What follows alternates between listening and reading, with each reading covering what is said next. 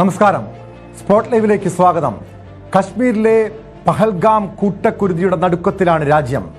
26 മനുഷ്യജീവനുകളാണ് ഭീകരാക്രമണത്തിൽ പൊലിഞ്ഞത്. ഇപ്പോൾ ഈ കൂട്ടക്കുരുതി നടന്ന പഹൽഗാമിൽ ആഭ്യന്തരമന്ത്രി അമിത്ഷാ സന്ദർശനം നടത്തുകയാണ്. കശ്മീരിലെ പഹൽഗാമിൽ കൂട്ടക്കുരുതി നടത്തിയ തീവ്രവാദികളെ തിരിച്ചറിഞ്ഞിട്ടുണ്ട്. ആസിഫ് ഷെയ്ഖ്, ആദിൽ ഗുരി എന്നിവരുടെ നേതൃത്വത്തിലായിരുന്നു ആക്രമണം. 7 പേരായിരുന്നു സംഘത്തിലുണ്ടായിരുന്നത്. സംഘത്തിലെ 2 പേർ പാകിസ്ഥാനികളെന്നാണ് വിവരം. ദി റെസിഡന്റ് ഫ്രണ്ട് എന്ന സംഘടന ആക്രമണത്തിന്റെ ഉത്തരവാദിത്വം ഏറ്റെടുത്തിട്ടുണ്ട്. ലഷ്കർ ഇ തോയ്ബയുമായി ബന്ധമുള്ള സംഘടനയാണിത്. അതിനിടെ പാകിസ്ഥാൻ ഇന്ത്യ തിരിച്ചടി നൽകി തുടങ്ങി. ബാരാമുള്ളയിൽ നുഴഞ്ഞു കയറാൻ ശ്രമിച്ച 4 ഭീകരരെ സൈന്യം വധിച്ചു. ഏറ്റുമുട്ടൽ തുടരുകയാണ്. കേന്ദ്ര ആഭ്യന്തരമന്ത്രി അമിത്ഷാ ഭീകരാക്രമണം നടന്ന ബൈസാരൻ സന്ദർശിച്ച് സാഹചര്യം വിലയിരുത്തി. ആക്രമണത്തിൽ കൊല്ലപ്പെട്ടവർക്ക് അന്ത്യാഞ്ജലി അർപ്പിച്ച അമിത്ഷാ കൊല്ലപ്പെട്ടവരുടെ കുടുംബാംഗങ്ങളെ ആശ്വസിപ്പിച്ചു.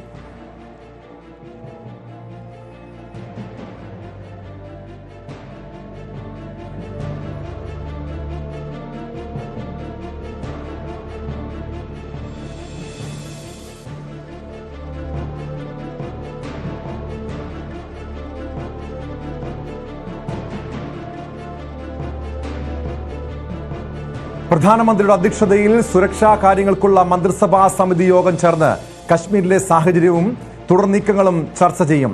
കേന്ദ്ര ആഭ്യന്തരമന്ത്രി അമിത്ഷാ, പ്രതിരോധ മന്ത്രി രാജ്നാഥ് സിംഗ് തുടങ്ങിയവർ യോഗത്തിൽ പങ്കെടുക്കും. സൗദി സന്ദർശനം വെട്ടിച്ചുരുക്കി മടങ്ങിയെത്തിയ പ്രധാനമന്ത്രിയെ ദേശീയ സുരക്ഷാ ഉപദേഷ്ടാവ് സ്ഥിതിഗതികൾ അറിയിച്ചു. കരസേനാ മേധാവിയുമായി പ്രതിരോധ മന്ത്രി രാജ്നാഥ് സിംഗ് ചർച്ച നടത്തി. വിവരങ്ങളുമായി TG സജിത്ത് ചേരുന്നുണ്ട്. സജിത്ത്, ആഭ്യന്തരമന്ത്രി അമിത്ഷാ ഇപ്പോൾ ഈ സംഭവം നടന്ന, ഭീകരാക്രമണം നടന്ന, കൂട്ടക്കുരുതി നടന്ന സ്ഥലം സന്ദർശിച്ചു. കൊല്ലപ്പെട്ടവരുടെ കുടുംബാംഗങ്ങളെ ആശ്വസിപ്പിച്ചു.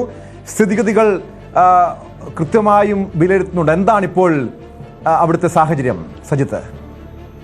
ടോം, ഇനി നിർണായകമാവുന്നത് കേന്ദ്ര മന്ത്രിസഭയുടെ സുരക്ഷാ കാര്യങ്ങൾക്കുള്ള മന്ത്രിസഭാ ഉപസമിതിയുടെ യോഗമാണ്. ഈ യോഗമെടുക്കുന്ന തീരുമാനം അതീവ പ്രാധാന്യമാണ്. കാരണം രാജ്യത്തെ സംബന്ധിച്ച് ഏറ്റവും തന്ത്രപ്രധാനമായ ആലോചനകൾ ഈ യോഗത്തിൽ ഉണ്ടാകും.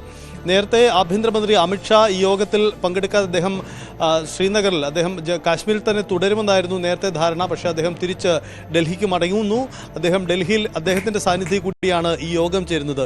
സുപ്രധാനമായ തീരുമാനങ്ങൾ എന്ന് പറയുമ്പോൾ, 1, നിലവിലുണ്ടായ സാഹചര്യങ്ങളുടെ വിലയിരുത്തൽ; 2, ഇനി അങ്ങോട്ട് സ്വീകരിക്കാൻ പോകുന്ന ആക്ഷൻ പ്ലാൻ; 3, ഇതിന് പിന്നിൽ പങ്കെടുത്ത സംഘടനകൾ, തീവ്രവാദി ഗ്രൂപ്പുകളുടെ നീക്കം എന്തായിരുന്നു, ഏതൊക്കെ തരത്തിലുള്ള ആസൂത്രണമാണ് അവർ കൈക്കൊണ്ടത്.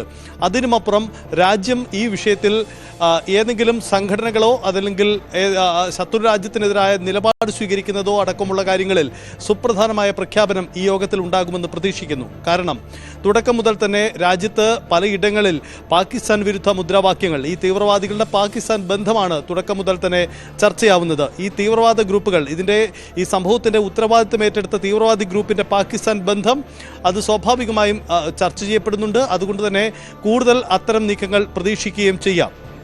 സംഭവം ഉണ്ടായതിന് തൊട്ട് പിന്നാലെ തന്നെ പാകിസ്ഥാൻ അവർക്ക് മേലുണ്ടായിരുന്ന ആരോപണങ്ങളെല്ലാം നിഷേധിച്ച് രംഗത്ത് വരികയും ചെയ്തിരുന്നു. പ്രത്യേകിച്ച് പാകിസ്ഥാൻ വിദേശകാര്യ മന്ത്രാലയം മാധ്യമ റിപ്പോർട്ടുകളുടെ അടിസ്ഥാനത്തിൽ തങ്ങൾക്കെതിരെ ഉയരുന്ന ആരോപണങ്ങൾ നിഷേധിക്കുന്നു എന്നതായിരുന്നു അവരുടെ വാദം. ഈ തരത്തിൽ പാകിസ്ഥാൻ സ്വീകരിച്ച നിലപാടുകൾ അങ്ങനെ നിൽക്കുമ്പോൾ ഇന്ത്യ ഇതിൽ ഔദ്യോഗികമായി എടുക്കാൻ പോകുന്ന നിലപാടുകൾ അതിസുപ്രധാനമാണ്.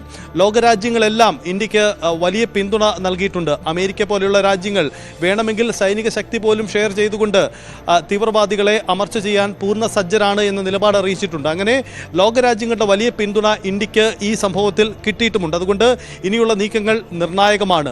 സംഭവം നടന്ന മണിക്കൂറുകൾ, 24 മണിക്കൂർ, ഒരു ദിവസം പിന്നിടുകയാണ്. അപ്പോഴും ഈ തീവ്രവാദികളെ പൂർണ്ണമായും കണ്ടെത്താൻ കഴിഞ്ഞോ ഇല്ലയോ എന്ന കാര്യത്തിൽ ഒരു വ്യക്തത പൂർണ്ണമായി ഇതുവരെ വന്നിട്ടുമില്ല. ഇതിനിടയിലാണ് അതിർത്തിയിൽ ബാരാമുള്ളയിൽ ഉണ്ടായ സംഘർഷം. ബാരാമുള്ളയിൽ അതിർത്തി ഭാഗത്തുണ്ടായ വെടിവെപ്പിൽ ഇന്ത്യൻ സേന 4 തീവ്രവാദികളെ വെടിവെച്ചു കൊന്നു എന്ന വിവരം കൂടി പുറത്തു വരുന്നുണ്ട്. എന്തായാലും സുപ്രധാനമായ നീക്കമാണ് അതിർത്തിയിലും സംഭവിക്കുന്നത്. രാജ്യത്തിൻ്റെ മറ്റിടങ്ങളിലും ജാഗ്രതാ നിർദ്ദേശം നൽകിയിട്ടുണ്ട്. കാരണം ഈ തീവ്രവാദി ആക്രമണം നടന്നത്, അതിൻ്റെ സമയവും അതിൻ്റെ പശ്ചാത്തലവും വളരെ പ്രാധാന്യമുള്ളതാണ്. പ്രധാനമന്ത്രി രാജ്യത്തില്ലാത്ത സമയം സൗദി അറേബ്യയുമായുള്ള നിർണായക ചർച്ചകൾക്ക് വേണ്ടി അദ്ദേഹം സൗദിയിലായിരുന്ന സമയത്ത് നടക്കുന്നു. ഒപ്പം അമേരിക്കൻ വൈസ് പ്രസിഡന്റ് രാജ്യത്ത് ഇന്ത്യയിലുള്ള സമയത്ത് നടക്കുന്നു. വിനോദസഞ്ചാരികൾ വിദേശികളായ വിനോദസഞ്ചാരികൾ അടക്കം ഈ അപകടത്തിൽ പെടുന്നു. അവർക്ക് നേരെയും വെടിവെപ്പ് ഉണ്ടാകുന്ന സാഹചര്യമുണ്ടായി. അങ്ങനെ ഇന്ത്യക്ക് കൃത്യമായ തരത്തിൽ ഇന്ത്യയെ ഭയപ്പെടുത്തുക, അതല്ലെങ്കിൽ ഈ തീവ്രവാദ ഗ്രൂപ്പുകൾ നടത്താൻ പോകുന്ന നീക്കം, അതൊക്കെ വളരെ പ്രധാനപ്പെട്ടത് കൂടിയായി മാറുകയാണ്. അങ്ങനെ ഈ സാഹചര്യങ്ങളെല്ലാം വിലയിരുത്തിക്കൊണ്ടുള്ള തന്ത്രപരമായ ഒരു നീക്കമായിരിക്കും ഇന്നത്തെ ഈ സുരക്ഷാ കൗൺസിൽ യോഗത്തിൽ ഉണ്ടാവുക. അതിനുശേഷം പ്രധാനമന്ത്രി നാളെ ബീഹാറിലെ ഒരു പൊതുപരിപാടിയിൽ പങ്കെടുക്കുമെന്ന് അറിയിച്ചിട്ടുണ്ട്. ഒരുപക്ഷെ ഈ യോഗത്തിനും ഈ ആക്രമണത്തിനും ശേഷം പ്രധാനമന്ത്രി പങ്കെടുക്കുന്ന ആദ്യ യോഗമായി അത് മാറുകയാണ്. ഈ പൊതുയോഗത്തിൽ അതിസുപ്രധാനമായ ചില നിലപാടുകൾ, പ്രഖ്യാപനങ്ങൾ പ്രധാനമന്ത്രിയിൽ നിന്നും ഉണ്ടാകുമെന്ന സൂചനയും പുറത്തു വരുന്നുണ്ട്. തീർച്ചയായും സജിത്ത്, അതോടൊപ്പം ഈ ഭീകരരെന്ന് കരുതുന്ന 3 പേരുടെ രേഖാചിത്രം സൈന്യം പുറത്തുവിട്ടിട്ടുണ്ട്. അതിനിടെ ഈ ആക്രമണം നടത്തിയ റെസിഡന്റ് ഫ്രണ്ട് അവർ വീണ്ടും ഇന്ത്യയെ പ്രകോപിപ്പിക്കുന്ന രീതിയിൽ വാർത്താക്കുറിപ്പ് ഇറക്കുന്നു. അതായത് ഇത്തരം ആക്രമണങ്ങളിൽ നിന്ന് ഇന്ത്യ പാഠം പഠിക്കണം എന്ന രീതിയിൽ പ്രകോപനമായ രീതിയിലാണല്ലോ ഈ സംഘടനയുടെ വാർത്താക്കുറിപ്പ് വ്യക്തമാക്കുന്നത്. അതായത് വീണ്ടും ആക്രമണത്തിന് സാധ്യതയുണ്ടോ, ഒരുപക്ഷെ ഇതുപോലുള്ള ആക്രമണ സാധ്യത അതിനുള്ള മുൻകരുതലുകൾ എങ്ങനെയാണ് രാജ്യം എടുത്തിരിക്കുന്നത്? പലയിടത്തും സുരക്ഷയൊക്കെ വർദ്ധിപ്പിച്ചിട്ടുണ്ട്. പക്ഷെ അതിനിടെ വീണ്ടും രാജ്യാതിർത്തിയിൽ ഭീകരർ നുഴഞ്ഞു കയറാൻ ശ്രമിക്കുന്നു. അതായത് വീണ്ടും ഒരു ആക്രമണത്തിന് ഇപ്പോഴും സാധ്യതയുണ്ടോ സജിത്ത്? അസിഫ് ഫൗജി എന്ന ഒരു തന്ത്രപ്രധാനമായ തീവ്രവാദി, അയാളുടെ നേതൃത്വത്തിലാണ് ഈ നീക്കങ്ങൾ നടന്നത് എന്നതാണ് അന്വേഷണ ഏജൻസികൾ, സുരക്ഷാ സേനയുടെ ഇതുവരെയുള്ള കണ്ടെത്തലെത്തിയിരിക്കുന്നത്. സേനയിൽ ഈ അക്രമി സംഘത്തിൽ 7 പേരാണ് ഉൾപ്പെട്ടിരുന്നത്. 4 പേർ വെടിവെച്ചു, 3 പേർ അതിന് സൗകര്യമൊരുക്കി കൊടുത്തു. ഇതാണ് ഇതുവരെ ലഭ്യമായ വിവരം. ഒപ്പം ഹെൽമറ്റ് ധരിച്ചെത്തിയ അവർ ഹെൽമറ്റിൽ വീഡിയോ ക്യാമറകളും ഘടിപ്പിച്ചിരുന്നു. അങ്ങനെ പൂർണ്ണമായും അവർ നടത്തുന്ന ഈ നിഷ്ഠൂരമായ പ്രവൃത്തി വീഡിയോയിൽ ചിത്രീകരിച്ചുകൊണ്ട് കൃത്യമായ ചില നീക്കങ്ങൾ അവർ നടത്തി. അങ്ങനെയെങ്കിൽ ഈ സംഘാംഗങ്ങളുടെ മറ്റു ലക്ഷ്യം എന്തായിരുന്നു? ഇതിന് പിന്നിൽ നടന്ന ആസൂത്രണം എന്താണ്? ഒപ്പം തന്നെ ഈ വിനോദസഞ്ചാരികൾ കൂട്ടത്തോടെ വരുന്ന ഈ മേഖലയിൽ എങ്ങനെ അവർക്ക് കടന്നു കയറാൻ കഴിഞ്ഞു? അവിടെ എവിടെ ഇന്റലിജൻസിന്റെ പിഴവുണ്ടായി? തുടങ്ങിയ കാര്യങ്ങളിലൊക്കെ അന്വേഷണം നടക്കേണ്ടതുണ്ട്. മുൻകാലങ്ങളിലും നമുക്കറിയാം രാജ്യം ഇത്തരം സമാനമായ ഭീകരാക്രമണങ്ങളിലൂടെ കടന്നു പോയിട്ടുള്ളതാണ്.